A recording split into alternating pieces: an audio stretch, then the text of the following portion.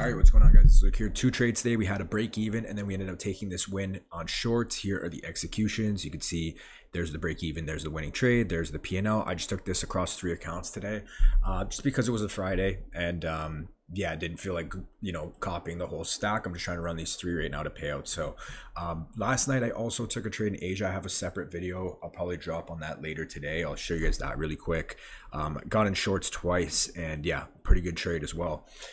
So coming into the day today, I was leaning more bullish because we had draws and liquidity higher, leading towards all-time high, but I was kind of just willing to see what price wanted to do. So market opens up initially. Oh, and before we get into it, Alpha Futures, the sale is extended till tonight. So if you guys want 50% off, it's still on till like midnight tonight. So just so you guys know, if you guys want to pick up an account, and giveaway will be over in about an hour. So if I drop this and you haven't, just join the Discord and hopefully you can get in time. But okay, so market opens up. We had this 30-minute gap below. I wanted to see price tap into this as a condition. If we respect it, we look for higher. You know what I mean? And if we trade through it, we look for lower. But as you can see, we kind of just edge it. And the market opens up and just starts ripping to the upside. We end up taking out, I think it was, London high.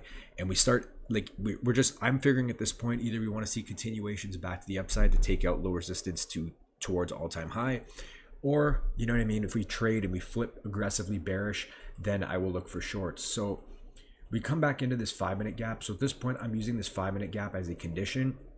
If we respect it, we look for higher. If we trade through it, we look for lower. But I'm favoring lower at this point because we have a 930 wick right here, low resistance liquidity in an unfilled 30-minute gap. So I personally want to see price trade through this, rebalance that 30-minute. That's what I'm seeing at this point.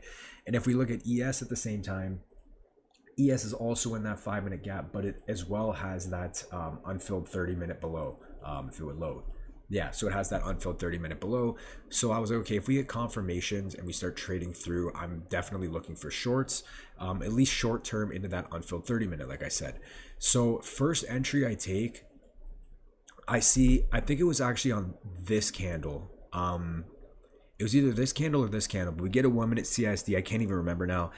We get a quick flush lower. I go for a really quick break even, and I get stopped break even. There really wasn't much. But the thing that I liked was that we closed below CE of the 5-minute. So I wanted to see price flush lower, but it is what it is. And yeah, we got break even on that first one. I just can't, I think it was this candle.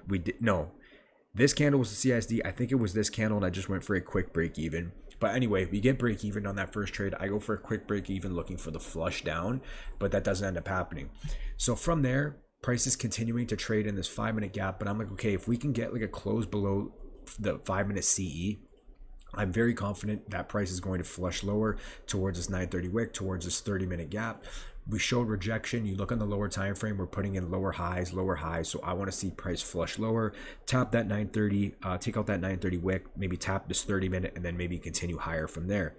So on the 3-minute, what I notice is price retraces really quick into, let me just hide this 5-minute gap.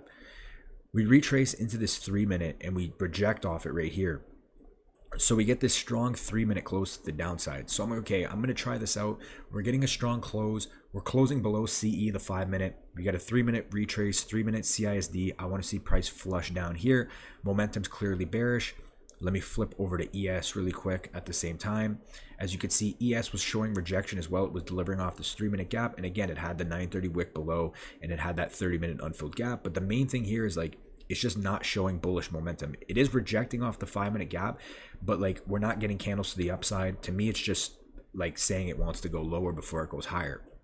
So we get this close right here, and basically right as this trade, like we start this trade, I'll show you what happens. But another thing I liked about this was that if you look here at 945 had manipulated higher. So I was expecting a push lower, follow through maybe towards 10 a.m.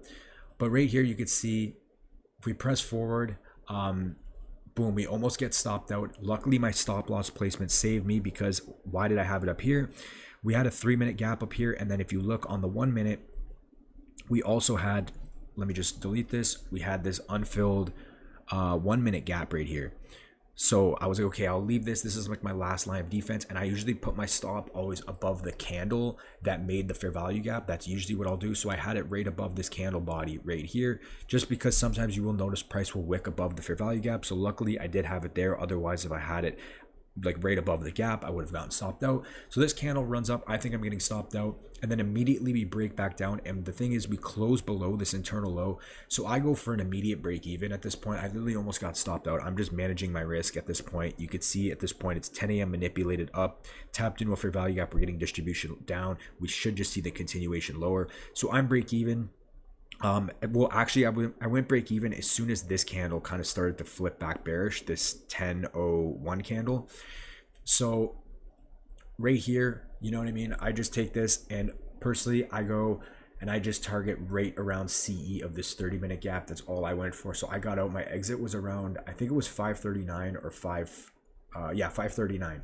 So total trade was about 1.39R, which is nothing crazy. Again, I'll run through it really quick.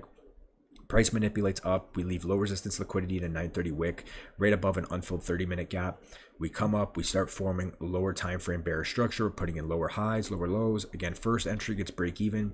Second entry, we tap off this 3-minute. We get a 3-minute change in the state of delivery. Again, I keep my stop above the candle that formed this 1-minute gap, because that's like our last line of defense. If this breaks, we're likely, going to get stopped out.